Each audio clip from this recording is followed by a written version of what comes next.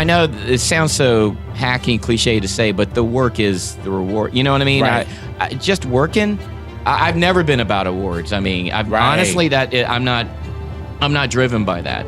Knowing I am who I am, and knowing that, knowing that I have a voice. The only thing I can be right now is just to be myself. You don't have to be this safe. Yeah. It's okay. It's not. It's not illegal to pursue your dreams, Right. Top 10, I got a top 10. Got my motivation high for my top 10. Gotta learn from the wise women and men. All my life, like 9 and 9. For my top 10, top 10, 9 and 9. This one's for my top 10. I think it was 2006 when I filmed Knocked Up, and Yeah. that was such a lot of stuff I say in my special is based on elements of truth. I mean, I really felt like at that time, if all I was ever known as Dr. Cooney from Knocked Up, it's a Judd Apatow movie, a #1 movie in the box office, and it's to me that was still like that was beyond my dreams, just to be at the very least, if you're at a Rite Aid and someone would say, I saw you in a film, good job. I think as a performer, really all I ever wanted was a pat on the back. If you had that, you know what? And even if you didn't know my name, it was totally fine. It was like, Right. you're great in that, in that movie or that thing. And that's kind of all I was kind of shooting for, to be honest. And it was kind of like I wanted, and later in life, I quit my medical job at, I think, 37. And so and I knew that I wanted to be a character actor. That was the goal. Is like I had a love and a passion for performing, and I think that just kind of, that really informed me, and to have a wife that was so supportive, and then the truth of the matter, I was very insecure about leaving I had a steady day job at Kaiser Permanente, this HMO in LA, and my wife also works there to this day, and I was a partner there. I was tenured. Wow. So, What kind of going away party was that? it was.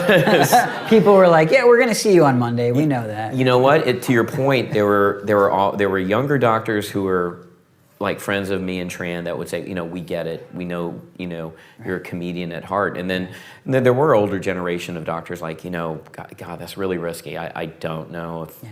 Why are you doing this? You you have a pension, you have a 401k and a Keogh plan. It's like why, why? Right. And it did. I won't lie to you. I mean, it scared me because you just don't know if I would. But I just felt. I don't know. I felt like it was the time. I felt like Knocked Up, which I had booked, by the way, while still having my day job. So that was how cautious I was. I actually filmed Knocked Up, while I was still a doctor. Right. I was a doctor playing a doctor. Right. So shows you my range. Right. Now. But I was very cautious, and it was actually my wife who really was like, you don't have to be this safe. Yeah. It's okay. It's not, it's not illegal to pursue your dreams, Right.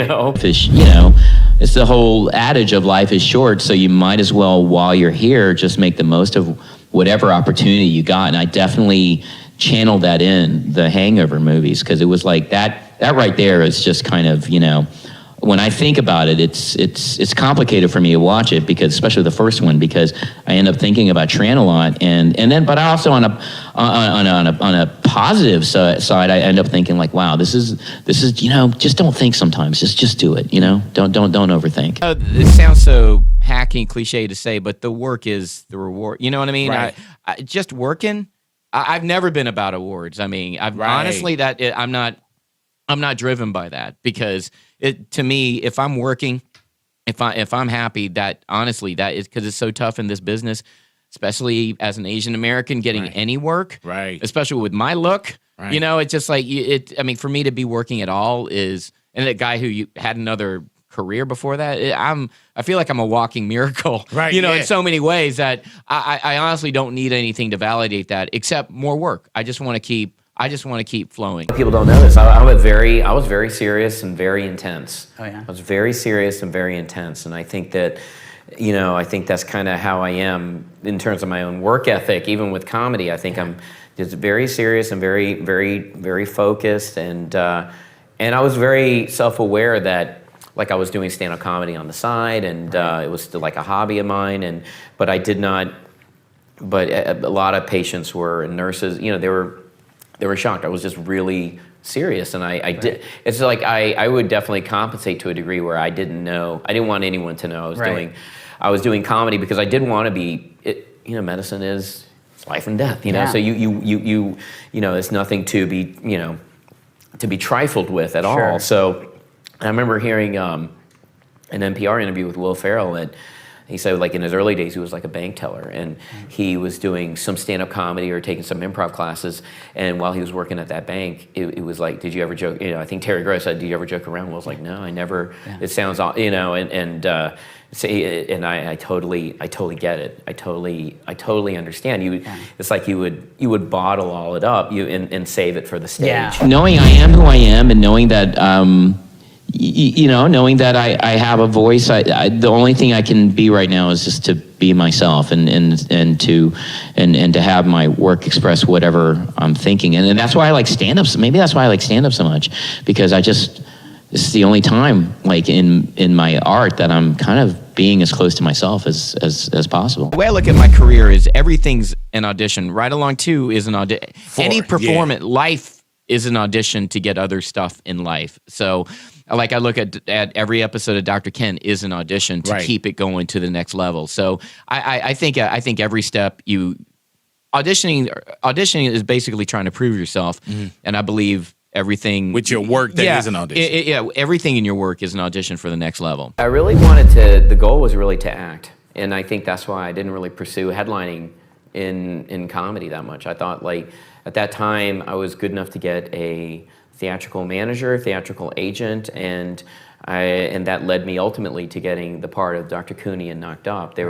So I really wanted, if I was going to leave my job, I thought it was going to be more for acting, and that was really my biggest passion. And to me, that was I was actually offered to go on tour with I was actually George Lopez's opening act. This is like in 2005, and I remember doing some amazing. Still, the biggest venue I've ever performed in my life was the Arrowhead Pond that George headlined. 13,000 people. Wow. I was the first one that went up. There were like maybe 3 comics. I was the very first that went up, and I didn't bomb that bad. I just remember I didn't do well. Trust me, but it wasn't as horrible as I thought it would be. It was definitely nerve-wracking, but no. I didn't know if I.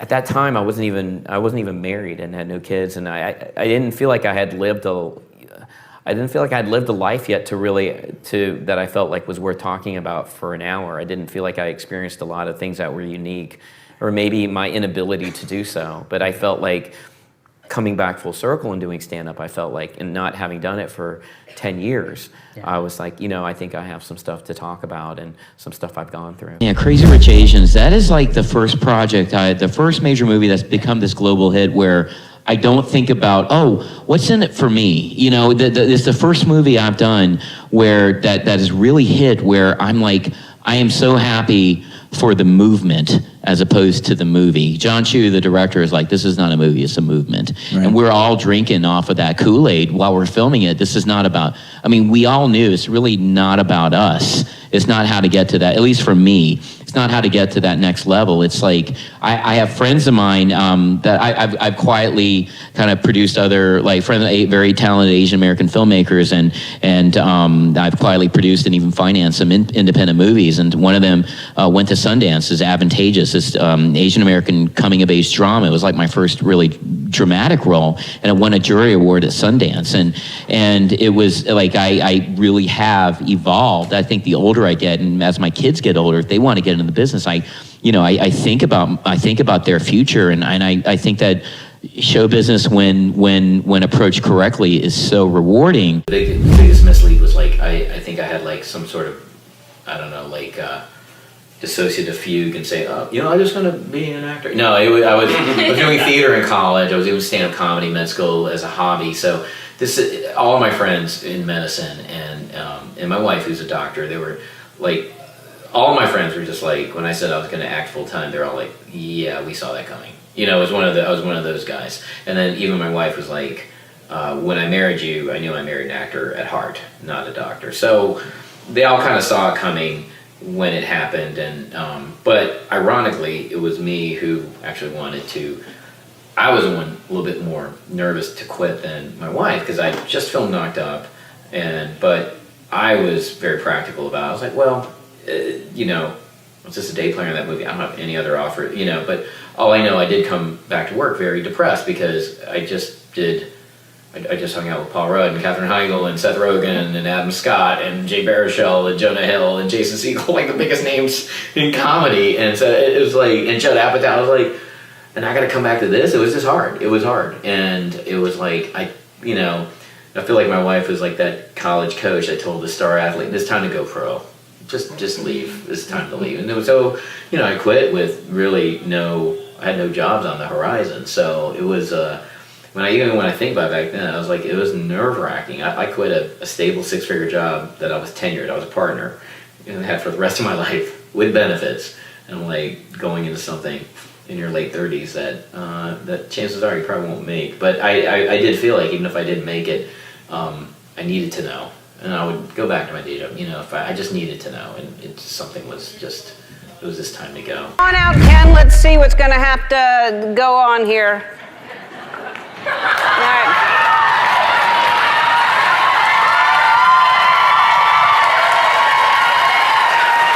Wow. That's wonderful. Thank you. I think you're supposed to, can you see it under your outfit? Yeah, I can see. Yep, sure. All right. That's really good. Thank you. Thank you very much. We don't have the budget you do over there, so.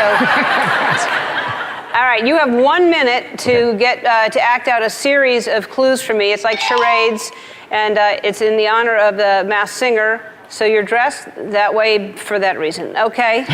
No speaking, just acting out. Ready, set, and go.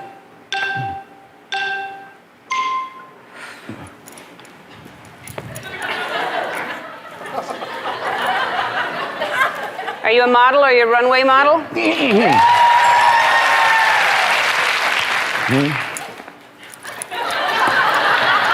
Oh, you're gonna limbo under something.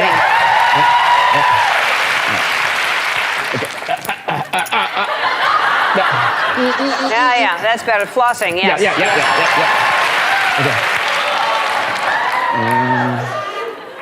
Oh.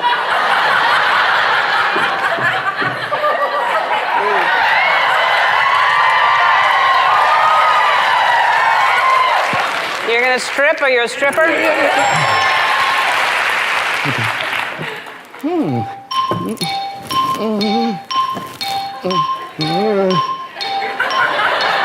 Hula hooping.